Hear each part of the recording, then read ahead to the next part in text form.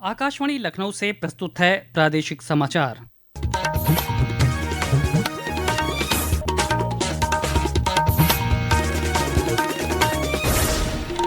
मुख्य समाचार। प्रधानमंत्री नरेंद्र मोदी ने आकाशवाणी पर मन की बात कार्यक्रम में टेक्सटाइल वेस्ट की चुनौती पर की चर्चा। उन्होंने इससे निपटने के लिए देश में किए जा रहे प्रयासों की सराहना की। प्रधानमंत्री का छात्रों से ग्रीष्मकालीन अवकाश के दौरान शौक पूरा करने और नए कौशल विकसित करने का आग्रह। श्रद्धा और भक्ति के साथ मनाया जा रहा है चैत्र नवरात्र का पर्व।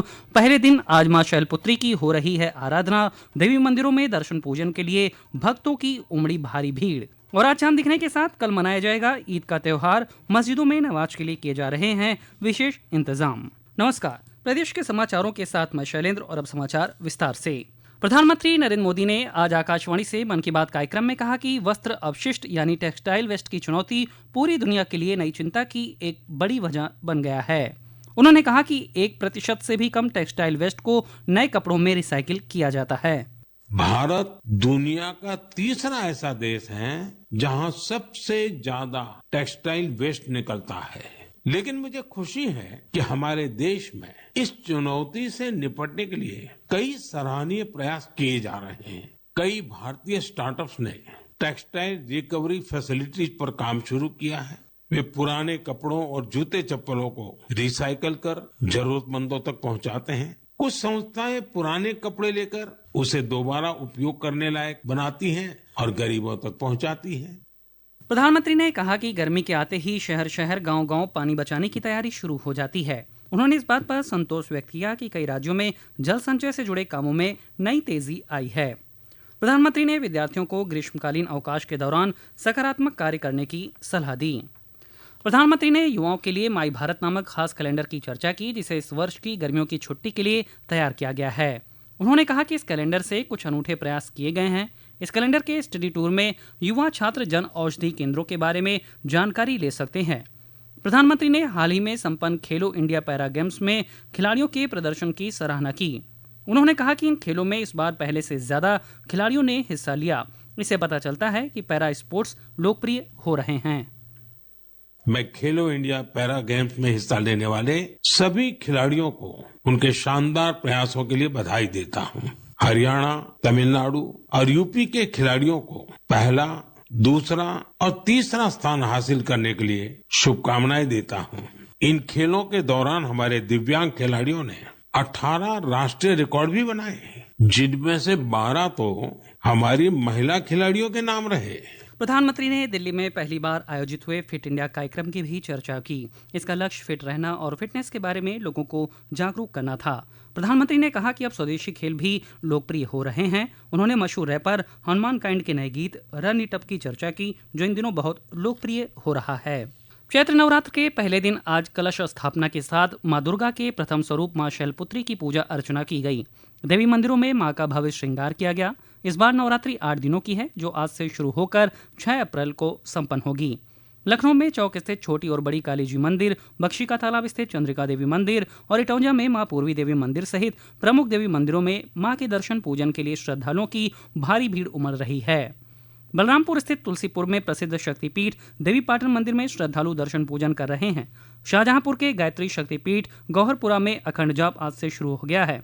उधर मिर्जापुर स्थित प्रसिद्ध शक्तिपीठ विंध्याचल धाम में मंगला आरती के बाद से ही दर्शन पूजन के लिए भक्तों की भारी भीड़ लगी हुई है। हमारे प्रतिनिधि की खास रिपोर्ट। मां विंध्यवासिनी की जय जयकारों के बीच प्रसिद्ध शक्तिपीठ विंध्याचल में वासंतिक नवरात्र मेला प्रारंभ हो चुका है। कल से ही श्रद्धालुओं के विंध्याचल पहुंचने का सिलसिला अभी भी जारी है। भोर में कलश स्थापना व मंगला आरती के बाद जैसे ही मंदिर के कपाट खुले, समूची विंध्य नगरी घंटा घड़ियाल के साथ मां के जय जयकारों से गूंज उठी। बड़ी संख्या में श्रद्धालु मां विंध्यवासिनी का दर्शन पूजन कर त्रिकोण परिक्रमा पूरी कर रहे हैं। नवरात्र में 24 में से 20 घंटे विंध्यवासिनी मंदिर का कपाट आम श्रद्धालुओं के दर्शन पूजन के लिए खुला रहेगा। मां के गर्भगृह में प्रवेश पर पाबंदी के साथ चरण स्पर्श पर भी रोक लगाया गया है। FM सबा, आकाशवाणी समाचार, विंध्याचल, मिर्जापुर। रामनगरी अयोध्या में बड़ी देवकाली मंदिर और छोटी देवकाली मंदिर में श्रद्धालुओं ने माता के चरणों में प्रसाद और फूल अर्पित कर पूजा अर्चना की। जौनपुर में मां शीतला चौकिया धाम, गोरखपुर में गोलघर स्थित काली मंदिर, कौशाम्बी में कड़ावासनी मंदिर में श्रद्धालुओं ने मत्था टेका और आशीर्वाद लिया। हिंदू नववर्ष आज से शुरू हो गया है। इसे नव संवत्सर भी कहा जाता है। ये चैत्र शुक्ल प्रतिपदा से आरंभ होता है। नव संवत्सर के स्वागत में वाराणसी में नमामि गंगे के सदस्यों ने मां गंगा की आरती उतारकर सूर्यदेव को दूध से अर्घ दिया। उधर अयोध्या में साधु संतों ने नव संवत्सर के पूर्व संध्या पर कल रामकोट की परिक्रमा करके सनातन धर्म में निहित मानवता का संदेश दिया। प्रदेश भर में आज भगवान झूलेलाल की जयंती भी धूमधाम से मनाई जा रही है। प्रदेश सरकार ने राज्य भर में अवैध बूचड़खानों को बंद करने और धार्मिक स्थलों के 500 मीटर के दायरे में मांस की दुकानों पर प्रतिबंध लगाने का आदेश जारी किया है। नगर विकास विभाग के प्रमुख सचिव अमृत अभिजात ने सभी जिलाधिकारियों, पुलिस आयुक्तों, नगर आयुक्तों को इस संबंध में निर्देश जारी कर दिए हैं। ये समाचार आप आकाशवाणी लखनऊ से सुन रहे हैं। ताज़ा समाचार जानने के लिए आप हमारी वेबसाइट newsonair.gov.in पर लॉगिन कर सकते हैं। इसके साथ ही आप प्रादेशिक समाचारों का ये बुलेटिन हमारे YouTube channel news on AIR Lucknow पर भी सुन सकते हैं। देश भर में कल ईद का त्यौहार मनाया जाएगा। मरकजी चांद कमेटी के अध्यक्ष एवं ऐशबाग ईदगाह के इमाम मौलाना खालिद रशीद फरंगी महली और शिया चांद कमेटी के अध्यक्ष मौलाना सैफ अब्बास रजवी ने आज शाम ईद का चांद देखने के बाद इसकी घोषणा की। लखनऊ में ऐशबाग स्थित ईदगाह में कल सुबह 10 बजे और आसफी मस्जिद इमामबाड़ा में सुबह 11 बजे ईद की नमाज अदा की जाएगी। इस बीच बाजारों में ईद की तैयारियों को लेकर चहल पहल बढ़ गई है। मेरठ के हुमायूं नगर में ईद से पहले आज भाजपा अल्पसंख्यक मोर्चा द्वारा मुस्लिम महिलाओं को सौगाते मोदी सहायता किट वितरित की गई। मोर्चा के प्रदेश अध्यक्ष वासित अली ने कहा कि हम प्रधानमंत्री नरेंद्र मोदी के शुक्रगुजार हैं, जिन्होंने मुस्लिम बहनों को ईद के मौके पर ईदी के रूप में सौगाते मोदी किट दी है। ईदी के रूप में मोदी जी बड़े भाई के रूप में ईदी भेजते हैं और गरीब की ईद में मिठास आ सके, उसकी खुशियों को चार चांद लग सके और वो सुकून के साथ ईद को मना सके, इसलिए सौगाते मोदी लगभग देश के 32 लाख मुसलमानों को भेजने का काम मोदी जी की ओर से किया जा रहा है। चित्रकूट में लगभग 11.5 करोड़ रुपए की लागत से इको टूरिज्म पार्क बनाया जाएगा। इसके लिए प्रथम किस्त के रूप में 5 करोड़ की धनराशि जारी कर दी गई है। पेश है एक रिपोर्ट। रामायण सर्किट का महत्वपूर्ण स्थल चित्रकूट में UP eco tourism development board 7 एकड़ क्षेत्रफल में इको टूरिज्म पार्क का निर्माण करेगा। प्रदेश के पर्यटन एवं संस्कृति मंत्री जयवीर सिंह ने बताया कि इस पार्क का उद्देश्य पर्यटकों को प्रकृति के करीब लाना और इको फ्रेंडली पर्यटन को बढ़ावा देना है। उन्होंने कहा कि ये पार्क पर्यावरण संरक्षण के अनुरूप बनाया जाएगा, जिससे क्षेत्र की जैव विविधता सुरक्षित रहेगी। यहाँ प्राकृतिक सुगंध से भरपूर विशेष बगीचे तैयार किए जाएंगे, जिसमें विभिन्न प्रकार के सुगंधित पौधे लगाए जाएंगे। पर्यटन मंत्री ने बताया कि इस पार्क के निर्माण से चित्रकूट आने वाले पर्यटकों की संख्या में वृद्धि होगी और स्थानीय लोगों को रोजगार के नए अवसर भी मिलेंगे। आकाशवाणी समाचार कक्ष से सुषमा कुकरेती। लखनऊ में उत्तर प्रदेश की मेजबानी में खेली जा रही 47वीं राष्ट्रीय जूनियर बालिका हैंडबॉल चैंपियनशिप में उत्तर प्रदेश की टीम विजेता बन गई है। आज खेले गए फाइनल मैच में यूपी ने हिमाचल प्रदेश की टीम को 17-19 से हरा दिया। उप मुख्यमंत्री ब्रजेश पाठक ने विजेता और उपविजेता टीम के खिलाड़ियों को मेडल और ट्रॉफी देकर सम्मानित किया। राष्ट्रीय स्तर की इस हैंडबॉल प्रतियोगिता में देश भर की 30 टीमों ने हिस्सा लिया था। IPL T20 cricket match Guwahati में आज शाम 7:30 बजे राजस्थान रॉयल्स और चेन्नई सुपर किंग्स के बीच खेला जाएगा।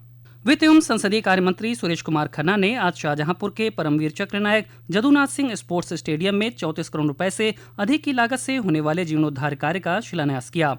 स्पोर्ट्स स्टेडियम में 400 metre running, swimming pool, volleyball court आदि का निर्माण कार्य कराया जाएगा।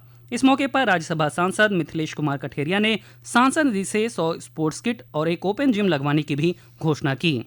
और अंत में मुख्य समाचार एक बार फिर। प्रधानमंत्री नरेंद्र मोदी ने आकाशवाणी पर मन की बात कार्यक्रम में टेक्सटाइल वेस्ट की चुनौती पर की चर्चा। उन्होंने इससे निपटने के लिए देश में किए जा रहे प्रयासों की सराहना की। प्रधानमंत्री का छात्रों से ग्रीष्मकालीन अवकाश के दौरान शौक पूरा करने और नए कौशल विकसित करने का आग्रह। श्रद्धा और भक्ति के साथ मनाया जा रहा है चैत्र नवरात्र का पर्व।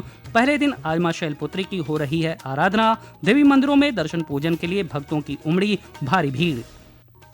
और आज चांद दिखने के साथ कल मनाया जाएगा ईद का त्यौहार। मस्जिदों में नमाज के लिए किए जा रहे हैं विशेष इंतजाम। इसी के साथ प्रादेशिक समाचारों का ये बुलेटिन समाप्त हुआ। अगला बुलेटिन रात 8 बजे FM पर प्रसारित किया जाएगा। नमस्कार।